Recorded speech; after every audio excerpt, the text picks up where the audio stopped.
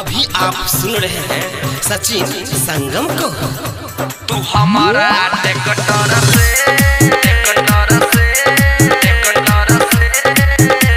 Down कर बाला ना हो। Recording by R music.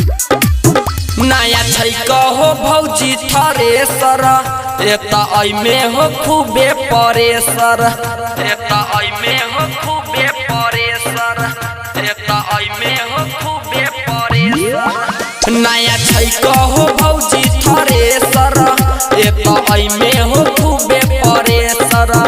दाम ले बन जादे करवाला न हो। तू हमारा टेकटर से डाउन करवाला न हो।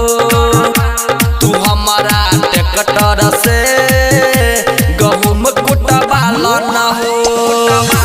तू हमारा टेकटर से डाउन करवाला न हो। तू हमारा टेकटर से तू हमारा टेकटर से डाउन करवाला पूरा चास के दौनी आई हम देव सबनी पटाई। गहूम के संगे भूसो हम देव घर पहुँचाई। हम देव घर पूरा चास के दौनी आई हम देव सबनी पटाई।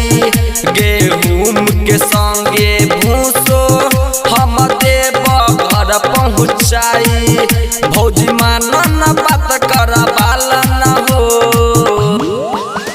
तू हमारा टेकटर से डाउन करवाला न हो। तू हमारा टेकटर से गहुम कुटवाला न हो। तू हमारा टेकटर से डाउन करवाला न हो।